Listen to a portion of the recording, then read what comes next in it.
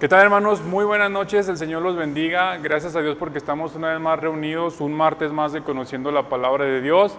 Después de las fallas técnicas que tuvimos la semana pasada, hermanos, esperemos y confiemos en el Señor en que esta semana sí se pueda transmitir, tanto la del día de hoy como la de los siguientes días, hermanos.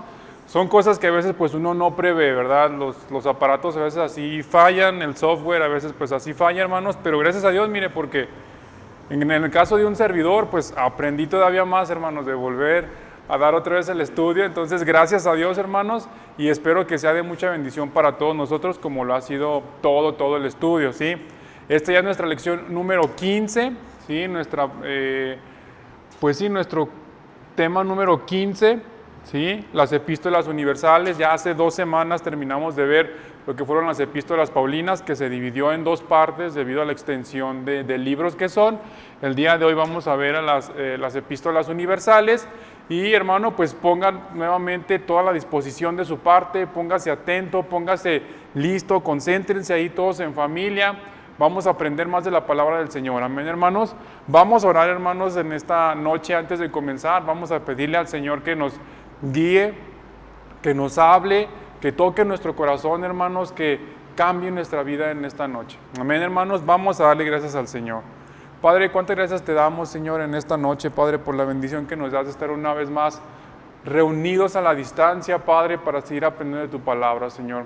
Gracias porque tenemos la bendición, nuevamente lo digo, Padre, de que aunque físicamente no estamos uno junto al otro, Padre, pero tu palabra se sigue extendiendo, Padre, tu evangelio, Señor, sigue traspasando fronteras y te damos muchas gracias por eso, Señor. En el nombre de Jesús te pido que en esta noche tomes, Padre, control de todo, Señor, de cada aparato, de cada software, Señor, de cada programa computacional, Señor, del internet, Señor, en la casa de mis hermanos, Señor, de sus datos, de celular, Padre, que todo funcione correctamente, Padre, en esta noche, el audio, el video, Padre, para que podamos aprender más y sigamos, conociendo la palabra tuya, Señor. Te lo pido, Padre, en el nombre de Jesús, háblanos, Señor, en esta noche. Amén. Amén, hermanos. En el nombre de Jesús vamos a seguir estudiando estas hermosas epístolas, ¿sí? Haciendo un pequeño repaso, hermanos, de lo que son las epístolas, que ya lo vimos en la primera lección de las epístolas paulinas. Ahorita nada más haciendo una pequeña recapitulación. Recordemos que las epístolas, o el género de las epístolas romanas, o las epístolas romanas, como eran escritas en aquel tiempo, está dividido en 3 partes. ¿Por qué son romanas, hermanos? ¿O por qué se tomó ese modelo de la epístola romana? Pues fácil, porque el Imperio Romano era quien gobernaba prácticamente todo el mundo occidental en aquel tiempo, ¿sí? Oriental, perdón, desde la península ibérica, desde España, hasta más allá de las fronteras de Israel, Afganistán, Pakistán, hacia el norte, un poquito también yendo hacia lo que hoy es Rusia, Turquía. Todo eso, hermanos, era gobernado por el Imperio Romano. Entonces, pues, quienes dictaban las leyes, quienes dictaban las costumbres, eran precisamente ellos, los romanos. Y es por eso que las epístolas que tenemos escritas, tanto las de Pablo como las que vamos a estudiar el día de hoy, tienen ese modelo, el género de las epístolas romanas, o ese diseño de epístola romana, ¿sí? Que incluye ¿qué? Pues un saludo de presentación, el cuerpo, lo que es la carta propiamente dicha, y una despedida y encargos finales. Ese es el modelo de la epístola romana, así es como están todas diseñadas. Les repito, eso ya lo estudiamos en la primera lección hace 3 semanas, en la primera lección de las epístolas paulinas. Ahorita nada más hago una recapitulación rápida para entrar directamente a nuestras epístolas universales, ¿sí? Y comenzando, hermanos, por una que causa polémica en cuanto a que si es epístola o no es epístola, en cuanto a que no se sabe a quién va dirigida, hermanos, en cuanto a que no se sabe, hermanos, quién la escribió, ni de dónde la escribió, no se sabe, hermano, no hay mucha información o no hay nada de información de esta epístola.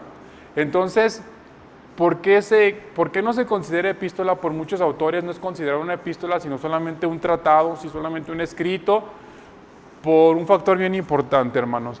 La epístola de los Hebreos, o el libro de los Hebreos, si lo queremos llamar así, no contiene en su introducción, en la estructura clásica de la epístola romana, este libro no contiene ni el nombre del autor, ni la presentación del autor, ni el destinatario. No se sabe a quién va dirigida, hermanos.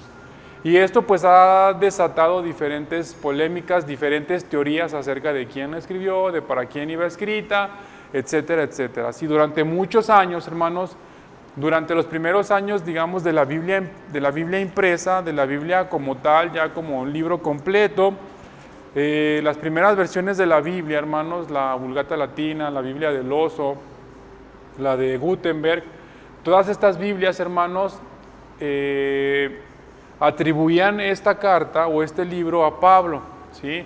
Así es como venían, así es como se presentaba en estas Biblias muy, muy antiguas. Y estamos hablando de Biblias que fueron impresas hace más de 500 años, hermanos, mucho más de 500 años. Entonces, para ellos, esta carta era de Pablo, ¿sí? Pero ya después, pues conforme al estudio, simplemente por el hecho de que no contiene ni el destinatario ni el remitente, hermanos, se empezó a descartar que fuera del apóstol Pablo, porque todas las epístolas del apóstol Pablo contienen esa parte importante de la epístola, ¿sí? Y este libro no lo tiene. Otro punto también por el cual se dice que no tiene autor ni destinatario es porque muchos autores, muchos estudiosos, teólogos o historiadores, mejor dicho, de la iglesia cristiana primitiva, le atribuyen esta carta a Priscila, ¿sí? A la esposa de Aquila. Aquila y Priscila, aquellos que eran amigos de Pablo, que eran colegas de Pablo, que tenían el mismo oficio de hacer tiendas.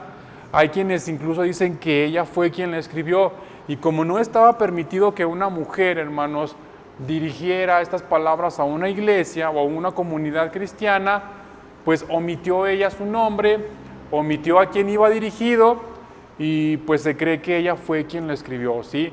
Otras teorías, otros estudios mencionan que pudo haber sido Apolos, otros que pudo haber sido Bernabé, pues el mismo apóstol Pablo, pero pues no hay certeza de eso, ¿sí? Y a fin de cuentas, pues eso no es algo que nos interese tanto, hermanos, sino el hermoso contenido que tiene esta epístola o este libro, ¿sí? Entonces, se sabe, hermanos, o se llama epístola a los hebreos simplemente por el contenido. Del contenido de la epístola se deduce que fue escrita para una comunidad hebrea. ¿Por qué? Porque los temas que trata, hermanos, son dirigidos a personas que tienen un profundo conocimiento, un vasto conocimiento de las Escrituras, es decir, del Antiguo Testamento y sobre todo de los primeros 5 libros del Pentateuco o la Torá. Entonces, por la estructura que tiene este libro, hermanos, por la forma en cómo está escrita, por sus comentarios, por sus comparaciones entre Jesús y figuras muy importantes de la religión judaica, es por eso que se dedujo, hermanos, ¿sí?, que iba dirigida a una comunidad cristiana judía o judía mesiánica, es decir, una comunidad de hebreos, ¿sí? No está explícito, como lo vemos aquí, no está explícitamente escrito el destinatario, pero el contenido nos hace deducir o concluir en eso, de que fue escrita para una población de hermanos de descendencia judía o de ascendencia judía. Otra de las cuestiones que no se conoce acerca de ella es en dónde habitaban estas personas. Hay quienes dicen que ellos estaban en Roma, por eso es que viene la teoría de que Aquila y Priscila, especialmente Priscila, fue quien la escribió, porque ellos vivieron parte de su vida en Roma. Hay quienes dicen que este grupo de hermanos judíos estaba en Antioquía de Siria, donde Pablo y Bernabé comenzaron su ministerio. Por eso hay quienes dicen que Bernabé fue quien escribió esta epístola. Hay quienes dicen que esta era una iglesia que estaba en Alejandría, una de las ciudades más importantes también del Imperio Romano, digamos la capital del imperio en el continente africano era Alejandría, una ciudad muy importante en Egipto. Pero todo eso, hermanos, sale sobrando cuando veamos lo profundo, hermanos, del conocimiento del contenido de esta carta, que es lo que vamos a ver a continuación, ¿sí? Esta epístola tiene 2 mensajes principales. El primero es demostrar la superioridad de Jesús por encima, fíjense esto, de las figuras más importantes del culto judío, es decir, por aquello que los judíos hasta el día de hoy siguen amando, hermanos, siguen llevando al pie de la letra respecto al culto de su religión, ¿sí?, como la ley, ¿sí?, las costumbres, la forma de vestir, etcétera, muchas cosas que vamos a ver ahorita, el lugar donde viven. Y el segundo de estos puntos es exhortar a esta iglesia que estaba bajo persecución a permanecer fieles. Amén. Y aquí es donde empezamos, hermanos, a ver esta comparación que se hace. Primero el prólogo. Si vamos ahí a leerlo, hermanos, se van a dar cuenta de por qué muchos no la consideran una epístola. Acompáñenme por favor ahí al libro de los Hebreos, el capítulo 1, versículo 1 hasta el 4. Vamos a leerlo, por favor. Hebreos 1, del 1 al 4.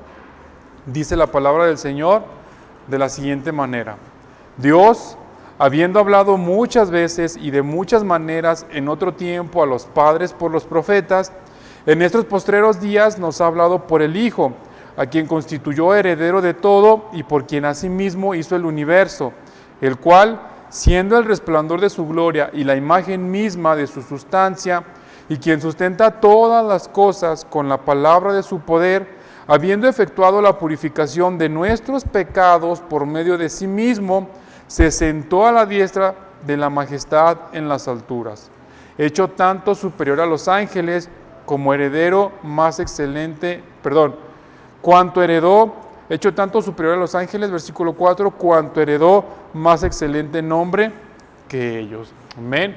Esa es la introducción, esa es la presentación, es el prólogo del libro, del texto.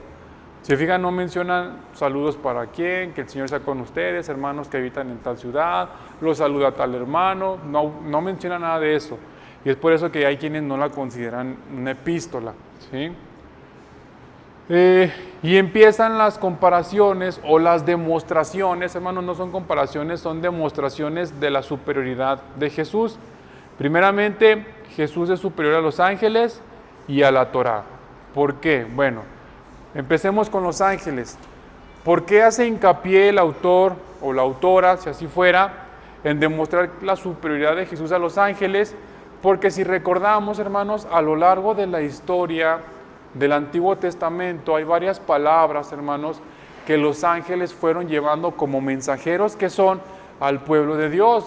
Por ejemplo, un grupo de ángeles, entre ellos el ángel de Jehová, fue quien llegó con Abraham y con Sara a decirles que dentro de un año iban a tener un hijo, ¿sí? Otro grupo de ángeles u otros ángeles, un ángel, por ejemplo, del ángel de Jehová, fue quien le mencionó a Josué que él iba a conquistar esa tierra, ¿sí? Que a filo de espada él iba a conquistar esa tierra de Canaán, que estaban a punto de entrar, que él estaba de su lado y que confiara, que tuviera fe, que ellos iban a conquistar esa tierra. Se cumplió la palabra, nació Isaac, el pueblo conquistó la tierra prometida.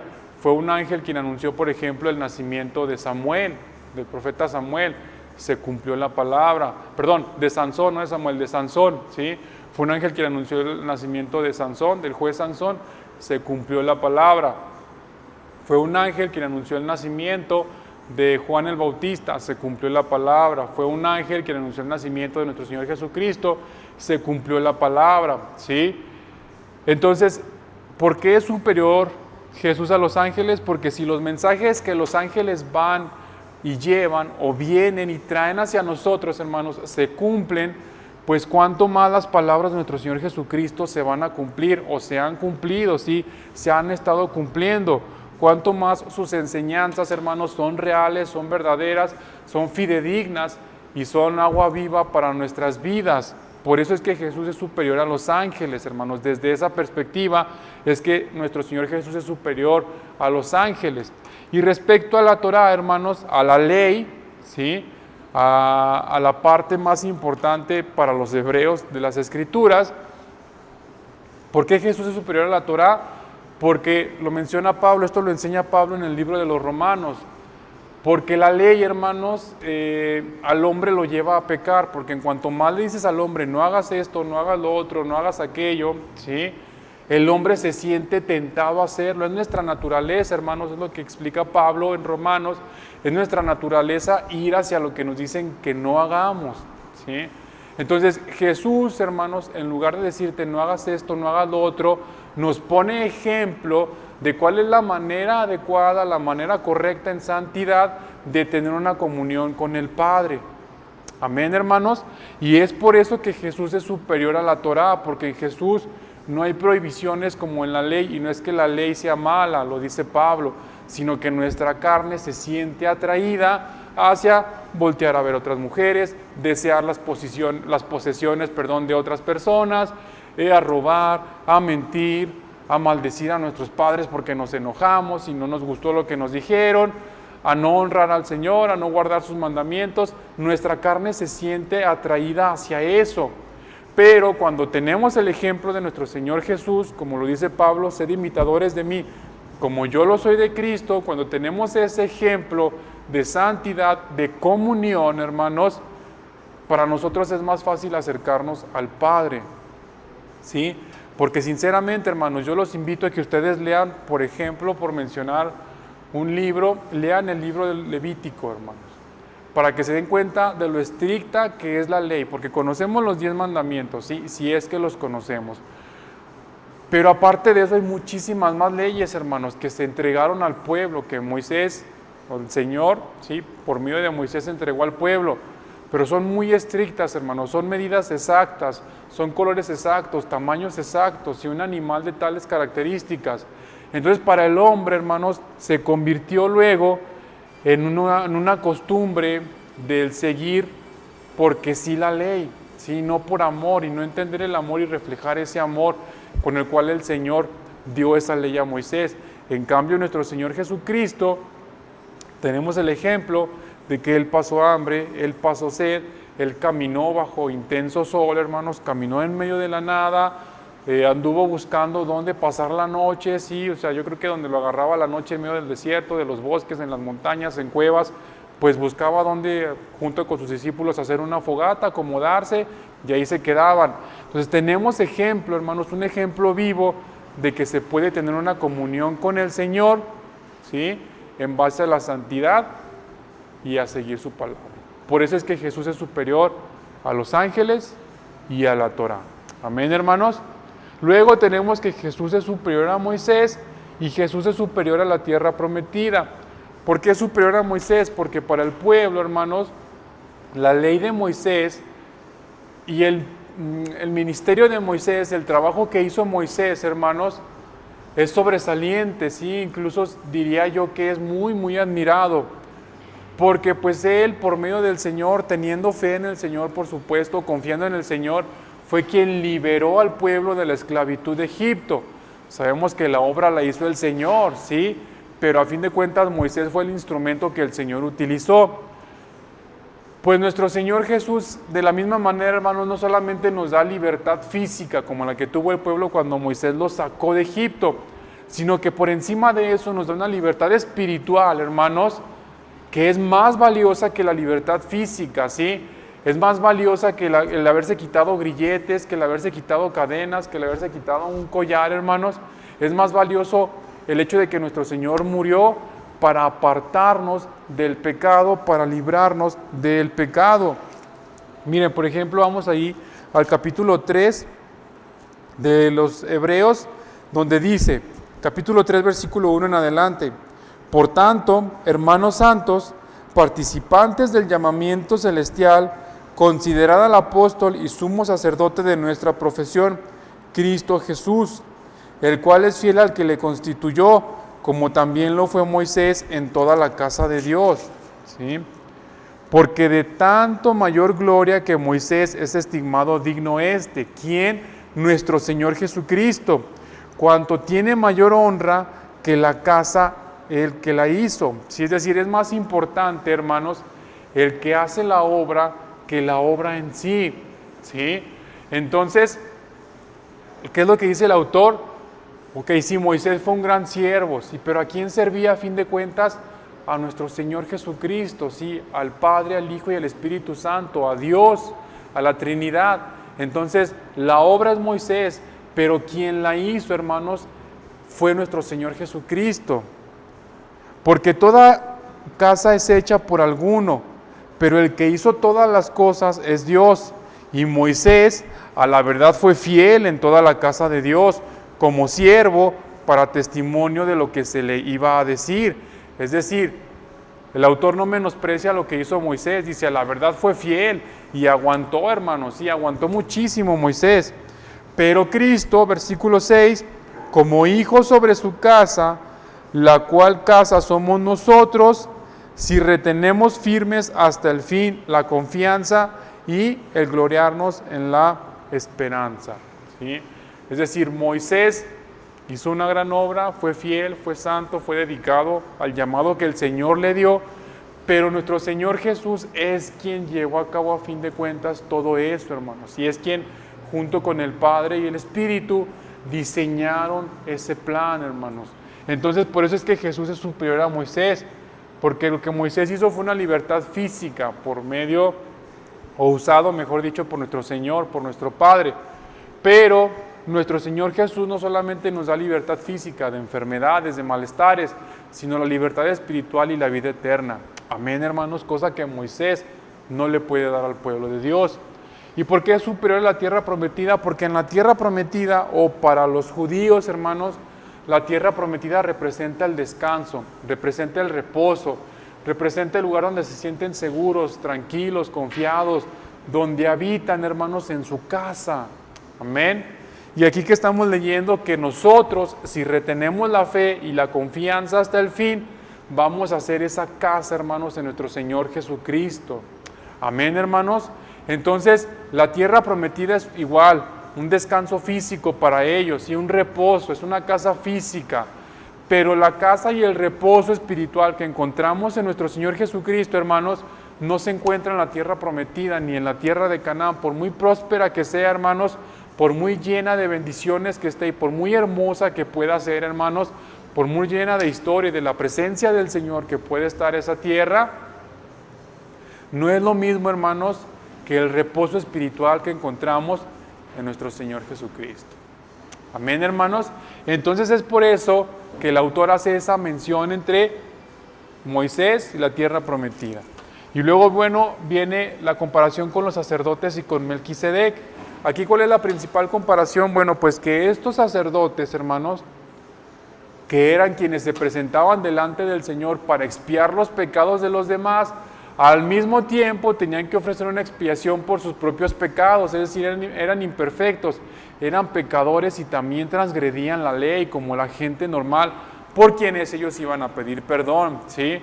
Pero nuestro Señor Jesús no es así, hermanos, porque nuestro Señor Jesús nunca tuvo que ofrecer ningún tipo de sacrificio ni holocausto para purificar sus pecados porque no pecó.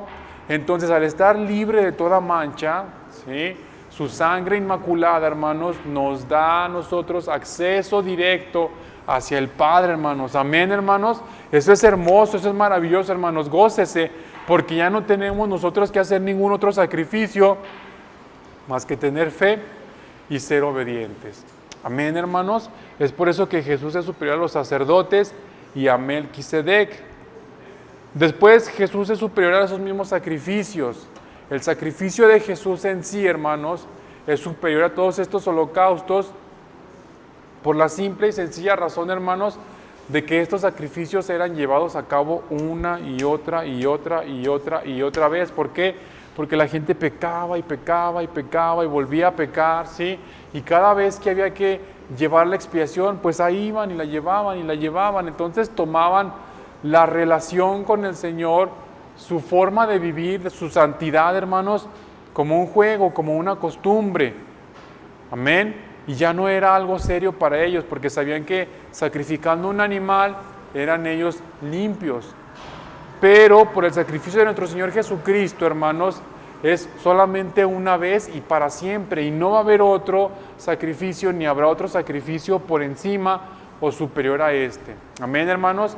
Lo que hizo nuestro Señor Jesucristo en la cruz fue único, hermanos, solamente fue una vez, no se va a volver a repetir. ¿Por qué? Porque usted y yo tenemos la opción de que o creemos y nos salvamos, o lo rechazamos y nos condenamos. Y no hay más, hermanos. Dice el autor, Jesús ya no va a venir a morir otra vez, ¿sí? El Padre ya no va a permitir que su Hijo vuelva a sufrir lo que ya sufrió aquí en carne. Amén, hermanos. Estamos entendiendo, hermanos, valoremos lo que nuestro Señor Jesucristo hizo por nosotros, porque les repito, o creemos y nos salvamos, o lo rechazamos y nos condenamos. Amén, hermanos. Suena duro, pero así es, hermanos. Por eso es que Jesús, con el sacrificio de Jesús, no estamos para jugar ni para andar a medias tintas. Amén. Y por último, fortalecen el sufrimiento y una guía para la vida cristiana. Esta iglesia era muy perseguida, por eso es que hay quienes creen que estaba en Roma, porque en la ciudad de Roma en sí, la persecución era más fuerte todavía que en las ciudades de alrededor. Entonces se cree que esta iglesia estaba ubicada en la ciudad de Roma, que es donde las persecuciones de los grandes emperadores, de los césares, se llevaba a cabo con más, pues de forma más despiadada, hermanos, ¿sí? Implacables, eran más implacables, los enviaban a las arenas a ser asesinados por animales salvajes, hermanos, a hacer carne de cañón para los gladiadores, para que calentaran, para que el público se entretuviera. Ahí es donde morían muchos hermanos. Amén. Entonces el autor anima a esta iglesia a que sigan ellos firmes, a que sigan en oración, a que sigan teniendo confianza en el Señor. Amén, hermanos. Y esta es la epístola de los Hebreos. Luego viene la de Santiago, hermanos, otra que también hasta hace algunos 500 años causaba polémica, ¿sí? Santiago, hermanos, en realidad, ya nos lo explicó alguna vez nuestro hermano Oscar, hace algún tiempo, 2, 3 años que empezamos a estudiar la epístola de Santiago.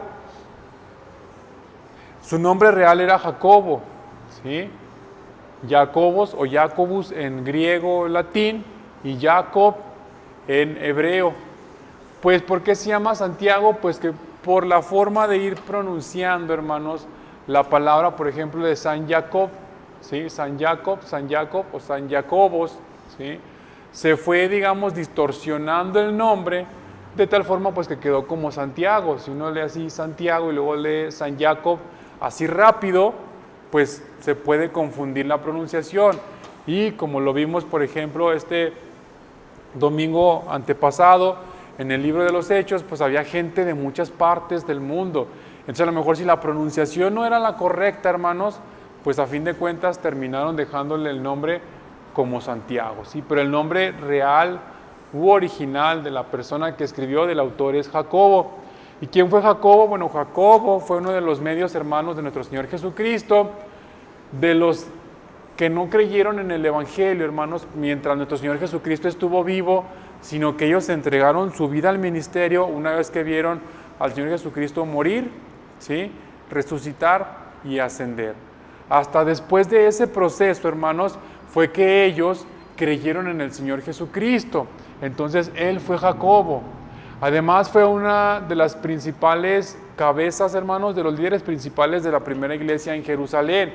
Fue una persona muy importante que junto con Pedro y con Juan dirigían esa iglesia, que junto con los 12 hermanos dirigía esa iglesia. A pesar de que él no fue de los 12, no lo confundamos con Jacobo, el hermano de Juan, por ejemplo, Jacobo hijo de Alfeo, Jacobo hijo de Zebedeo, no es ninguno de ellos dos. Y este Jacobo era un medio hermano de nuestro Señor Jesucristo y un líder importante.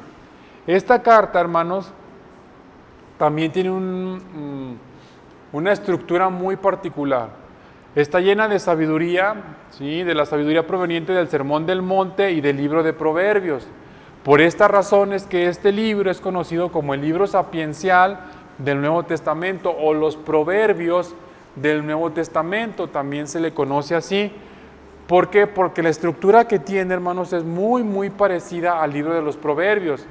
Si usted ha leído el libro de los Proverbios, que yo me imagino que sí lo hemos leído todos, y si no lo ha hecho, lo invito también a que lo haga. El libro de los Proverbios no tiene un tema central en sí.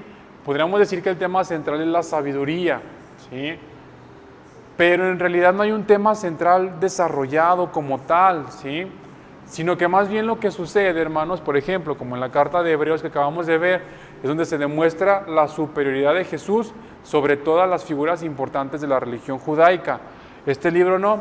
Este libro tiene pasajes pequeños, ¿sí? Discursos pequeños, discursos breves, que están llenos de metáforas y frases cortas. No es poético, es decir, no está escrito en forma de poesía, está escrito más bien en forma de prosa, pero tiene pasajes muy pequeños y muchos temas, ¿sí? Uno tras otro, uno tras otro, uno tras otro. Diferentes tipos de consejos, diferentes tipos de analogías, de metáforas, de parábolas, que nos ayudan a entender mejor, hermanos, nuestra condición humana delante del Señor. El libro de los Proverbios, hermanos, o la epístola de Santiago, mejor dicho, el libro de los Proverbios del Nuevo Testamento, la epístola de Santiago, también fue muy polémica su inclusión en el Nuevo Testamento o en la Biblia misma. ¿Por qué? Porque el libro de los Proverbios, de Santiago, hermanos, no habla acerca, por ejemplo, o no da una justificación, una explicación amplia del sacrificio de Jesús, de su pasión, de su muerte, de su resurrección. No toca ese tipo de temas, hermanos, así como sí lo hacen los demás o las demás epístolas. Y además tenemos aquí este pasaje que digamos que es el más controversial de todos, el cual costó que incluso el mismo Martín Lutero, hermanos, no aceptara este libro como bíblico, ¿sí? Él decía, es un libro hermoso y me encanta y está lleno de la sabiduría del Espíritu Santo, pero no es canónico porque no tiene la autoridad de un libro apostólico, porque no menciona nada o no enseña nada acerca del sacrificio de nuestro Señor Jesucristo. Y este pasaje, hermanos, que todos conocemos, de la fe y las obras, de donde dice Santiago que no solamente por fe se vive, sino que hay que demostrar, ¿sí? De que tú le dices a alguien, bueno, muéstrame tu fe sin tus obras y yo te muestro mis obras sin la fe.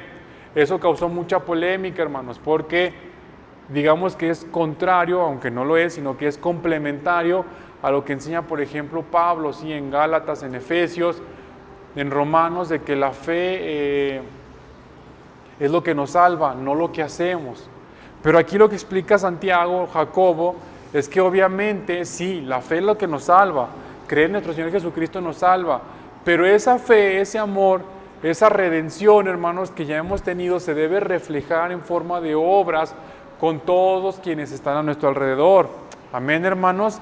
Y ese pasaje fue lo que causó que durante muchos años este libro fuera rechazado de la Biblia, si fuera excluido de la Biblia.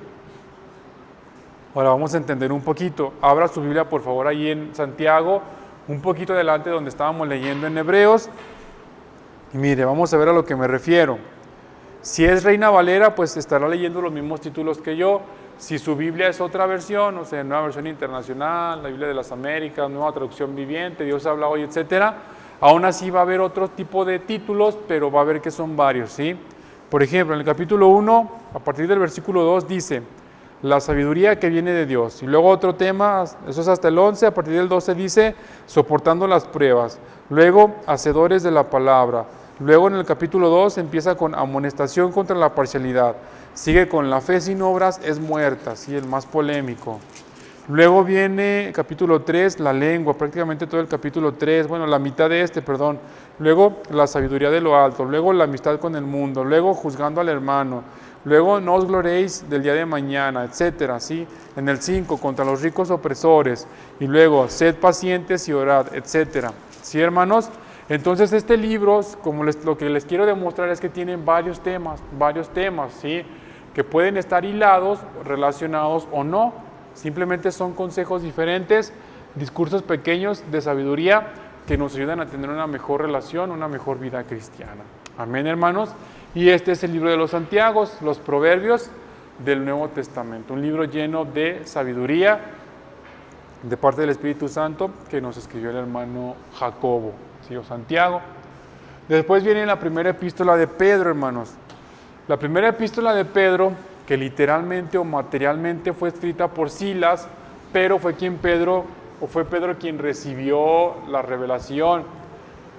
Esta carta va dirigida a los cristianos perseguidos en esta región de Asia Menor, lo que hoy es Turquía, ¿sí? En estas regiones, no tanto ciudades, sino regiones como Bitinia, Galacia, Ponto y Capadocia. El objetivo de esta epístola es animar a los hermanos en medio de quebrantos, en medio de persecución y en medio de fuego. Si es una epístola, hermanos, que nos enseña, que nos lleva, hermanos, a confiar en el Señor, que dice Pedro, que sí, estamos sufriendo, estamos padeciendo, pero eso es parte de servir al Señor. Amén. El sufrimiento y el servir al Señor, los padecimientos y el servir al Señor, el que nos cueste, hermanos, servir al Señor, es parte del ministerio. Amén. En ningún momento nuestro Señor Jesucristo fue fácil para Él su ministerio aquí en la tierra. Entonces, ¿por qué para nosotros sí había de serlo? ¿Por qué para nosotros había o habría de haber iglesias con aire acondicionado, con bancas súper cómodas, hermanos, con un súper equipo de sonido, con un súper equipo de iluminación, de humo, ¿sí? Un audio también espectacular? ¿Por qué si para nuestro Señor Jesús no fue así? Amén. ¿Por qué para nosotros la vida cristiana está encerrada en cuatro paredes cuando para nuestro Señor Jesucristo no fue así? Y eso es lo que Pedro, enseña aquí. La vida cristiana y el sufrimiento, los quebrantos, la persecución, son uno solo. Amén. Entonces no podemos negar esta parte, hermanos, de nuestra vida cristiana, porque entonces estamos negando nuestro cristianismo, estamos negando a nuestro Señor. ¿Y qué hace Pedro? En lugar de regañar a los hermanos, los exhorta a que sigan firmes, a que sigamos hacia adelante. ¿Por qué? Porque tenemos una recompensa, hermanos, bien guardadita, al igual que nuestra vida, si soportamos todo esto que estamos viviendo. Amén.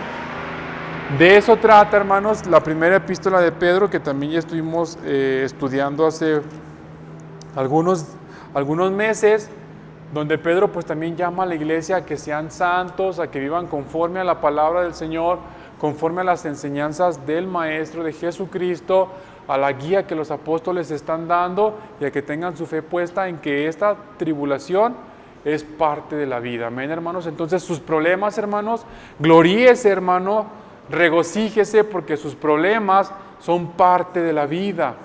Amén, hermanos. Porque sus problemas, hermanos, son parte del andar cristiano.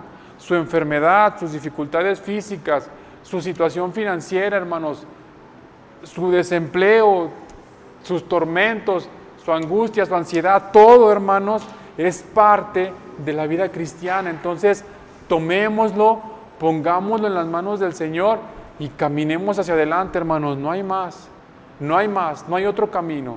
Amén. Entonces, los exhorto, hermanos, como el apóstol Pedro lo hizo, con humildad delante del Señor, a que tomemos todas esas dificultades y salgamos adelante. Amén, hermanos. Luego viene aquí el contenido, ¿sí? Pedro tiene la intención de enseñarnos, por medio de su carta, que el sufrimiento es una forma de servir a Cristo. Lo que decíamos, ¿sí?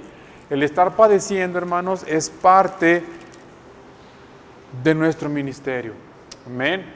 El otro día yo le decía a una persona en mi trabajo, pero es que ¿por qué estás así, angustiada? ¿Por qué estás encerrada, ensimismada?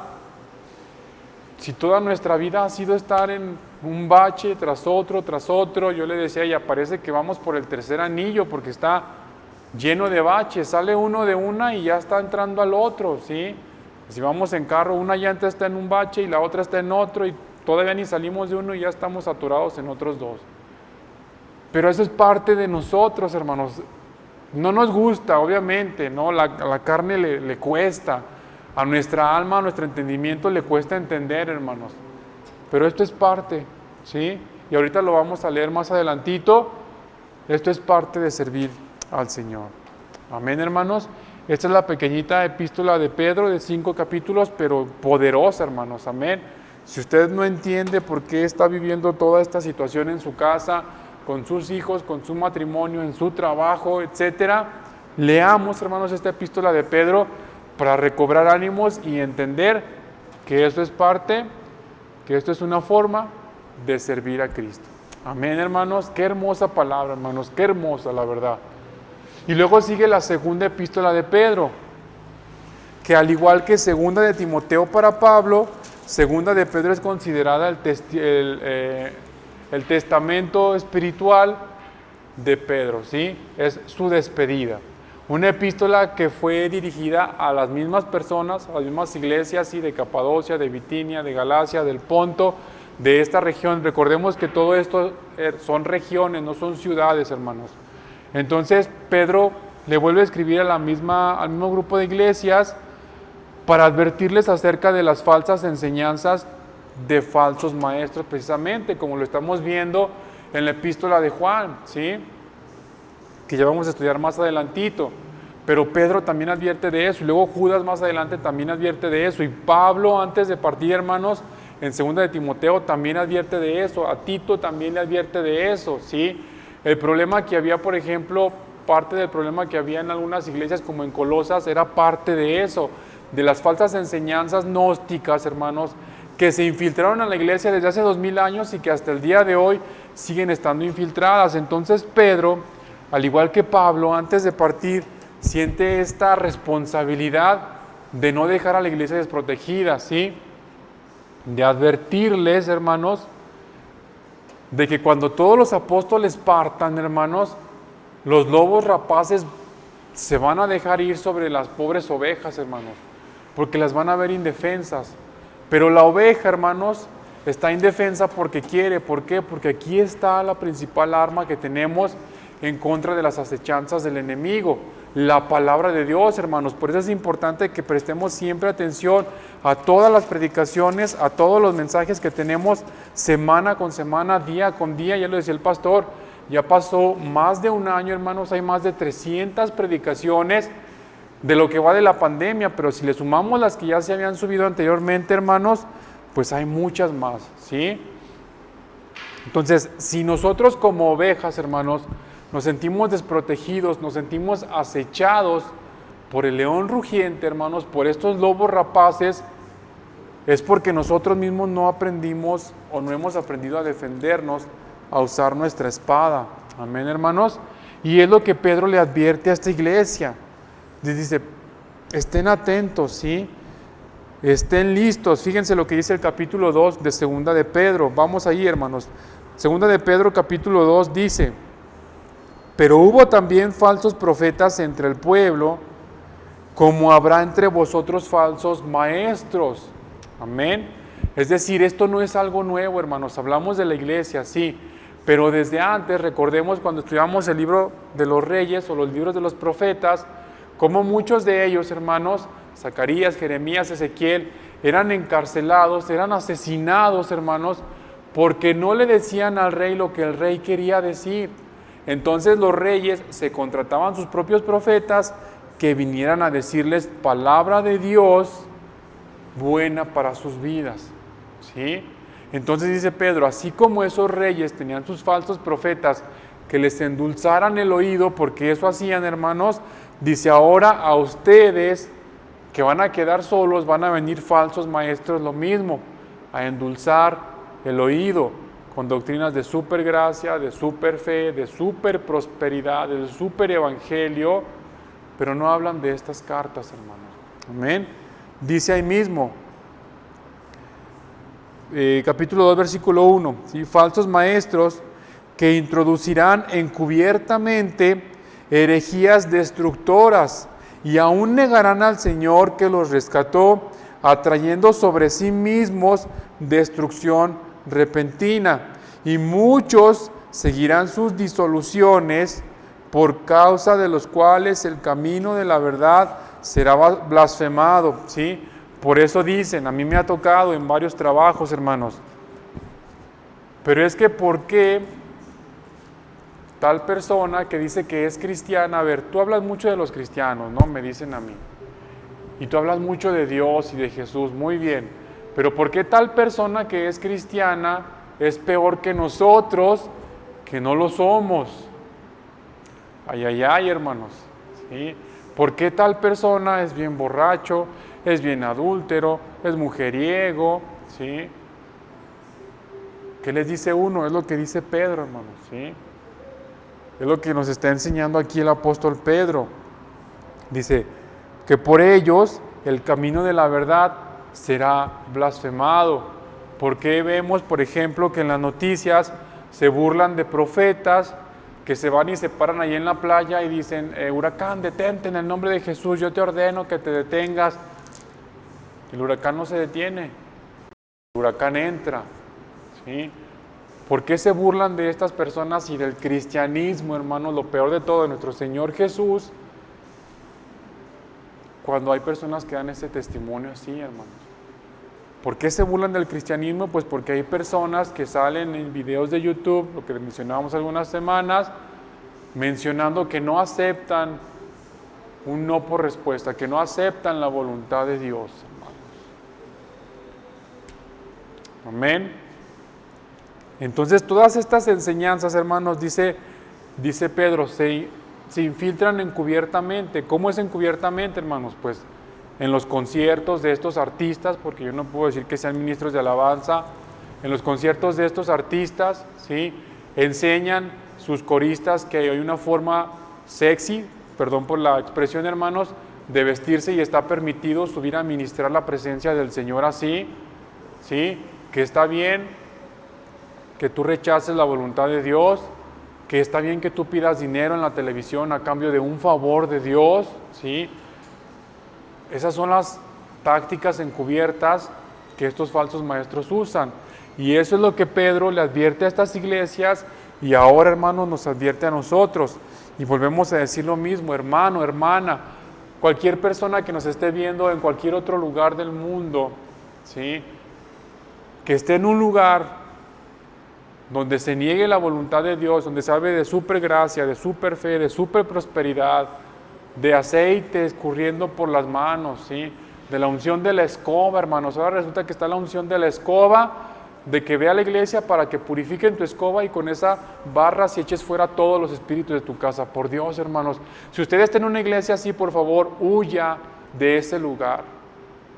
Por la salvación de usted, de su alma y de su familia, huya, retírese de ese lugar. Busque la sana doctrina que está aquí en la palabra del Señor.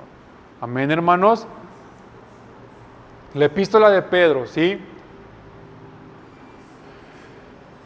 Tiene el objetivo, hermanos, de restaurar la confianza en su ministerio y en el de los demás apóstoles. ¿Por qué? Porque cuando se empiezan a meter estas doctrinas engañosas, falsas, destructoras, dice Pedro que son disoluciones, es decir, algo que separa, algo que divide, hermanos, pues empieza a poner en duda la autoridad del pastor, ¿sí? La autoridad de los líderes. Es que, pastor, ¿por qué a usted no le sale aceite de las manos? Si allá en la iglesia en la que van mis tíos, en la que va mi abuelita, le sale aceite de las manos al pastor. Es que usted, ¿por qué no hace milagros? Si allá en la iglesia el pastor nada más toca a alguien y se cae y gritan y quedan liberados. Entonces todas estas enseñanzas, hermanos, que usted ¿por qué no decreta? ¿Por qué usted no declara y profetiza así en el nombre de Jesús? Todo eso empieza a poner en duda la sana doctrina, la sana palabra. ¿Y qué sucede? Pues las iglesias se empiezan a dividir, a dividir, a dividir. Y muchos hermanos que hoy deberían estar aquí nutriéndose de la sana doctrina, solamente el Señor sabe dónde se encuentran el día de hoy, hermanos. Lo digo con pena porque son hermanos con quienes trabajamos cerca, a quienes estimamos, a quienes amamos en su momento y ahora no sabemos dónde están. Amén. Entonces tengamos cuidado, hermanos, acerca de lo que estamos aprendiendo. Luego viene la primera epístola de Juan. Las tres epístolas de Juan, hermanos, también tienen una característica que en ninguna de ellas se menciona que Juan haya sido el autor, pero por la forma en cómo están escritas, hermanos, comparándolas, por ejemplo, con el Evangelio de San Juan, es muy, muy similar la forma en cómo están escritas. Entonces, es normal, hermanos, o la conclusión que se hace es que esta epístola fue escrita por el apóstol Juan. Amén. Y todo basado en el contenido, que es muy, muy parecido, prácticamente igual a lo que está escrito en el Evangelio de Juan. Sus tres epístolas fueron dirigidas a iglesias que estaban alrededor de la ciudad de Éfeso, que es donde el apóstol Juan desarrolló muy, muy importantemente su ministerio. Y esta primera carta, hermanos, nos habla acerca de la superioridad de Jesús, de que Dios es amor y de que Dios es luz. ¿Sí? Es lo que estamos estudiando los miércoles, hermanos. Entonces, tengamos atención también en los estudios de los miércoles para aprender por qué el apóstol Juan escribió esto a la iglesia. ¿Sí? El objetivo de Juan es recordarnos y persuadirnos a permanecer firmes en nuestra fe, ¿sí? Enseñándonos que Dios es luz y que Dios es amor, enseñándonos también, hermanos, al igual que Pedro, al igual que Pablo, al igual que Judas, a tener cuidado de los falsos maestros, que es donde nos hemos estado concentrando los últimos miércoles, ¿sí? Hablando de todos estos falsos maestros, de cómo engañan a la gente, de cómo dice Juan, Lo más triste de todo es que salieron de nosotros. Lo más triste de todo es que no es que se le haya abierto la puerta a alguien del exterior, ¿sí? A un filósofo, a un político, a un sociólogo, no, hermanos, sino que de dentro de la misma iglesia cristiana alguien empieza con sus nuevas revelaciones, con sus palabras frescas, ¿sí? Con una nueva forma de relacionarse con el Señor. Empiezan con eso, hermanos, y se parte la iglesia, ¿sí? Se quiebra la obra, amén.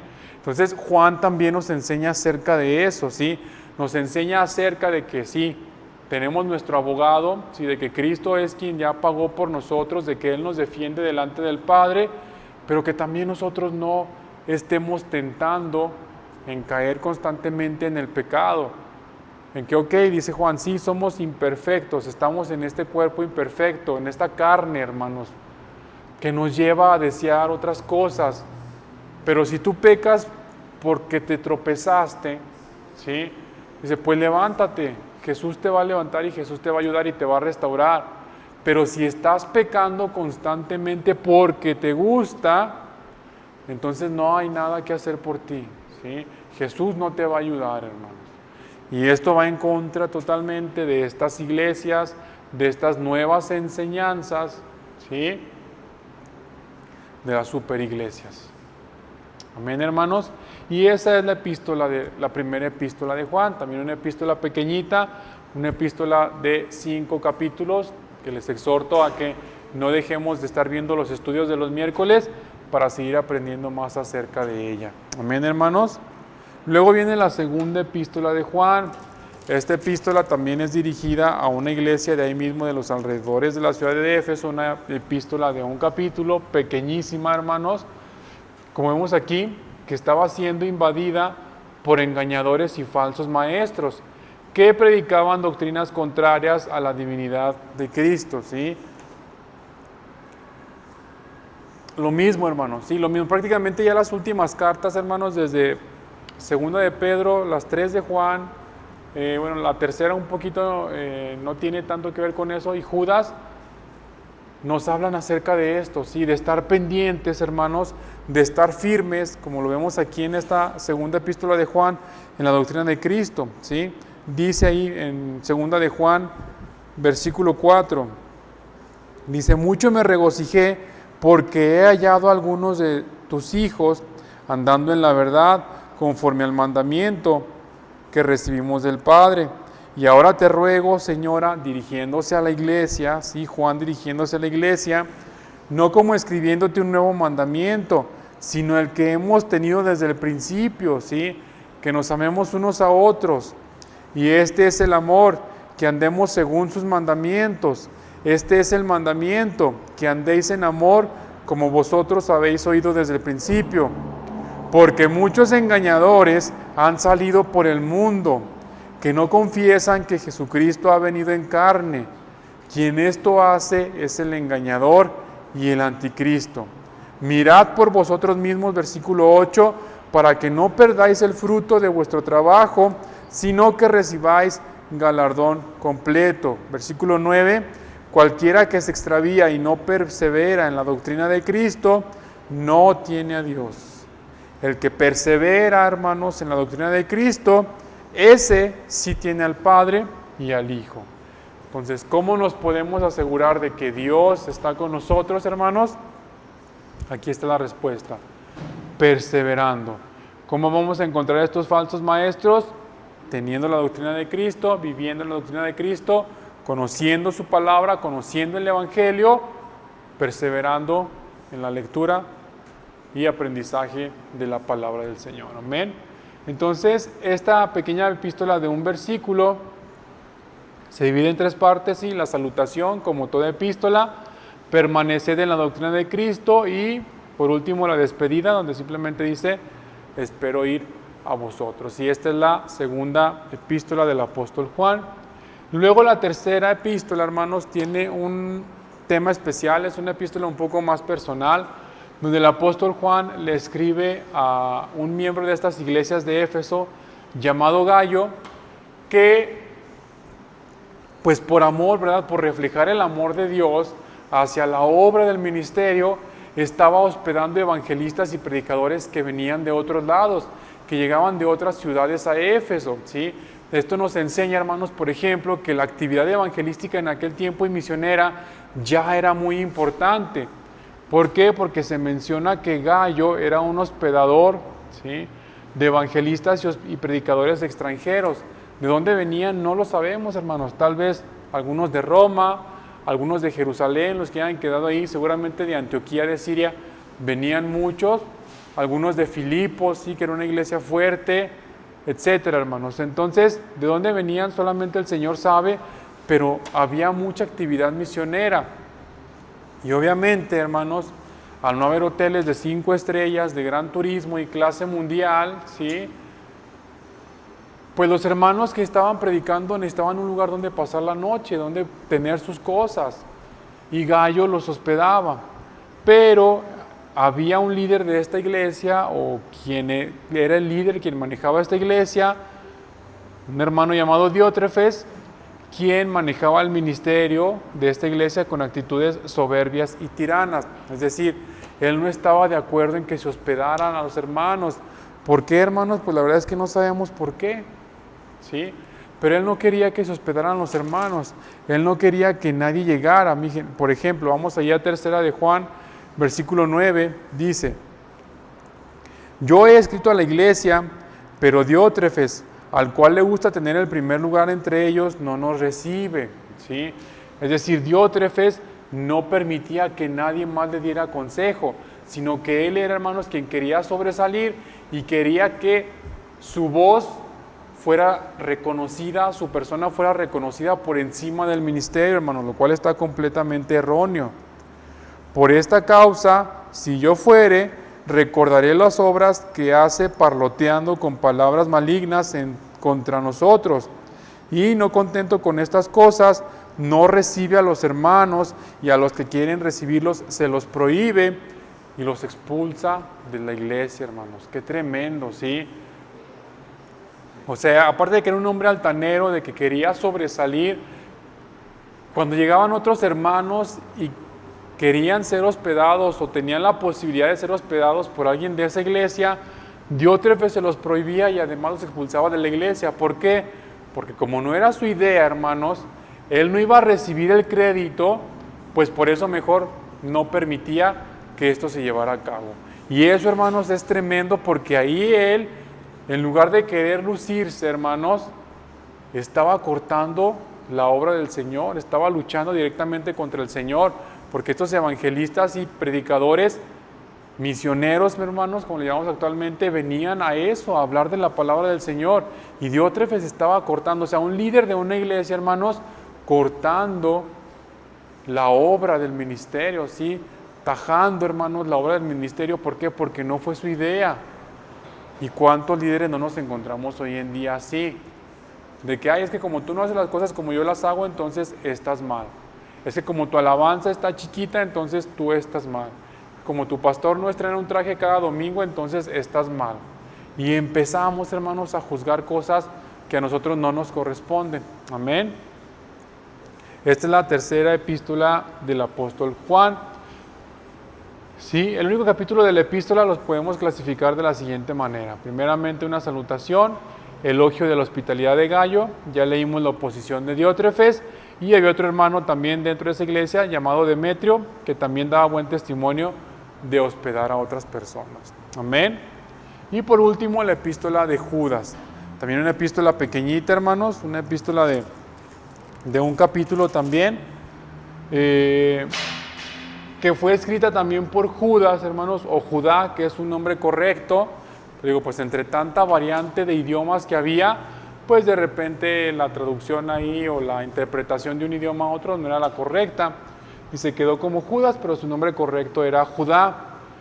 También ven uno de los hermanos de nuestro Señor Jesucristo, tampoco lo siguió mientras su ministerio estaba activo, sino que empezó a seguirlo hasta después de que él murió, resucitó y ascendió, fue cuando Judas empezó a llevar a cabo su ministerio, ¿sí?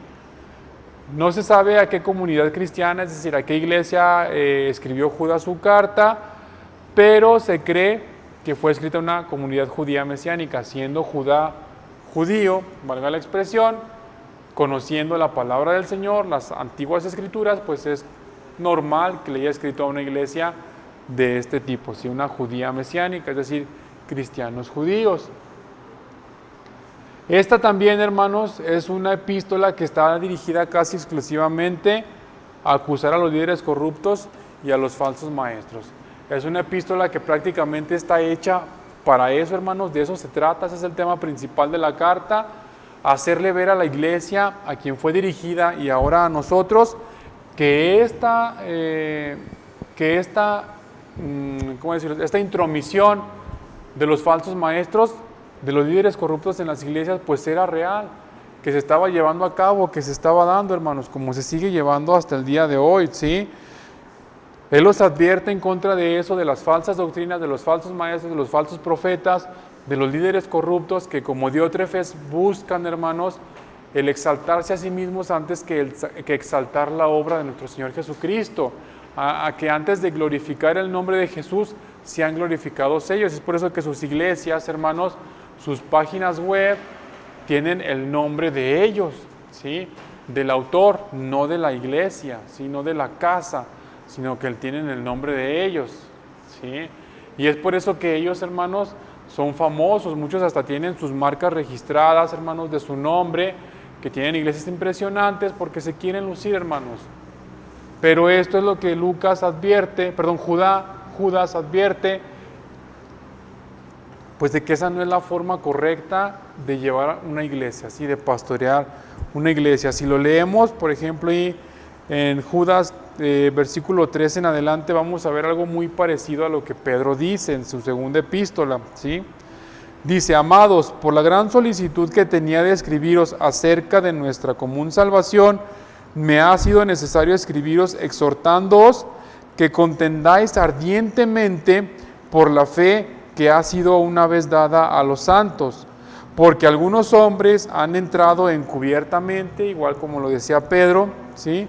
Los que desde antes habían sido destinados para esta condenación, hombres impíos, que convierten en libertinaje la gracia de nuestro Dios y niegan a Dios, el único soberano y nuestro Señor Jesucristo. Amén. Esto es muy similar a lo que Pedro escribe ahí en su segunda carta, hermanos, que leíamos hace unos momentos, y pues es lo que se estaba viviendo, hermanos, lo que estamos viviendo el día de hoy. Actualmente le damos gracias a Dios porque todas estas manifestaciones de líderes corruptos, de falsos maestros, son la señal de la apostasía, que sabemos que es una señal de que el Señor Jesucristo viene pronto por su iglesia a encontrarnos en las nubes. Amén, hermanos. Y esta es la última de las epístolas en general del Nuevo Testamento y de las epístolas universales. Vamos a concluir nuestro estudio del día de hoy, hermanos, diciendo lo siguiente, ¿sí? Las epístolas universales tienen una gran diversidad en cuanto a sus temas, en cuanto a sus autores, sus destinatarios. Los problemas o situaciones que vivía cada iglesia eran muy diferentes, pero también, hermanos, siguen teniendo un solo mensaje, ¿sí? Que es el poner en práctica nuestra fe en medio de las diversas pruebas que la vida cristiana nos va poniendo frente a nosotros. Amén, hermanos. Entonces, las epístolas universales, en resumen, estos son, hermanos, ¿sí? Son guías, hermanos, al igual que las epístolas paulinas, que nos llevan hacia el Señor, que nos ayudan a tener nuestra mirada fija en el Señor, que no la desviemos hacia falsos maestros, que no la desviemos, hermanos, hacia engañadores, sino que estemos siempre fijos en el Señor con nuestra mirada fija en Él y a seguir adelante, hermanos. Que los baches van a seguir, las adversidades van a seguir, los obstáculos van a seguir, pero nosotros también seguimos adelante y adelante y adelante. Amén, hermanos. Y para terminar, les pido por favor que me acompañen ahí a la primera epístola de Pedro, en el capítulo 1, versículo del 3 en adelante, ¿sí? Versículo del 3 al 9, que es, digámoslo así, un pasaje que resume, hermanos, todo lo que contienen las epístolas universales. Amén. Primera de Pedro, capítulo 1, versículos del 3 al 9, dice el apóstol Pedro de la siguiente manera: bendito el Dios y Padre de nuestro Señor Jesucristo, que según su grande misericordia nos hizo renacer para una esperanza viva por la resurrección de Jesucristo de los muertos, para una herencia incorruptible, incontaminada e inmarcesible, reservada en los cielos para nosotros. ¿Cuál es esa herencia, hermanos? La vida eterna. Dice Pedro, primeramente el Señor nos hizo renacer, ¿sí?, del pecado, hermanos, de los vicios, de la muerte, de la maldad, de la enfermedad. El Señor nos hizo renacer, nos dio vida eterna, sí, un regalo, una promesa que está guardada, hermanos, de forma perfecta, ¿sí? Y nosotros también, versículo 5, dice que sois guardados por el poder de Dios mediante la fe, mediante la fe, para alcanzar la salvación que está preparada para ser manifestada en el tiempo postrero, en lo cual vosotros os alegráis, aunque ahora por un poco de tiempo, si es necesario, tengáis que ser afligidos en diversas pruebas, ¿sí? Tenemos fe, hermanos, tenemos esperanza de que nuestra salvación está ahí. Amén. Dice Pedro, van a ser afligidos, pero tengamos fe, tengamos esperanza de que nuestras vidas están siendo guardadas y nuestra salvación también lo es. Amén, hermanos. Para que sometida a prueba vuestra fe, mucho más preciosa que el oro, el cual, aunque perecedero, se prueba con fuego, sea hallada en alabanza, gloria y honra cuando sea manifestado Jesucristo, a quien amáis sin haberle visto, en quien creyendo, aunque ahora no lo veáis, os alegráis con gozo inefable y glorioso, obteniendo el fin de vuestra fe, que es la salvación de vuestras almas. Amén, hermanos. Entonces, ese pasaje, hermanos, este pasaje que acabamos de leer, es el resumen de lo que son las epístolas universales. Amén. Tenemos pruebas, tenemos que probar nuestra fe, tenemos que embellecer nuestra fe, ¿sí? Así como el oro se embellece y se purifica, hermanos, mediante el fuego, nuestra fe también lo será así. Amén, hermanos. Y tengamos fe en el Señor de que nuestra salvación ahí está, hermanos, que nos está esperando. Falta poco, hermanos, un tramito más. Aguantemos este último tramo. Amén, hermanos. Este último kilómetro de la carrera, aguantémoslo. Amén. Gloria a Dios, hermanos, por su hermosa palabra que nos ha dado en esta noche. Vamos a terminar por este día. Vamos a darle gracias a nuestro Señor Jesucristo. Y vamos a hacer una oración para despedirnos. Amén. Cierre sus ojos, incline su rostro y vamos a orar. Padre, cuántas gracias te damos, Señor, en esta noche por la bendición que nos has dado de terminar un estudio más, Padre. Nuestra lección número 15, Padre, gracias porque tu palabra una vez más nos ha hablado, Señor, gracias porque tu palabra una vez más ha venido, Señor, sobre nosotros, Padre, a llenar nuestras vidas, Señor, a llenar, Padre, nuestros corazones, Padre Santo.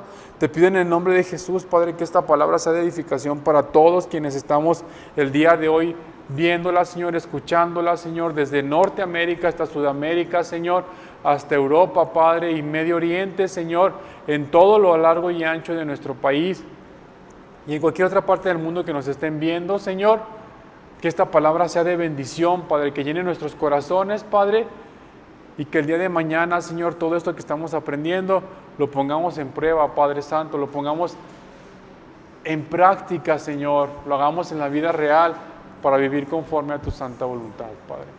Cuídanos a todos, Padre, líbranos del mal, Señor, y permite que en esta noche todos tengamos una noche tranquila, que podamos descansar tranquilos, confiando en tu presencia, Padre. En el nombre de Jesús, Señor, te damos gracias. Amén. Amén, hermanos. El Señor los bendiga. Terminamos el día de hoy nuestra lección número 15. La próxima semana la lección número 16.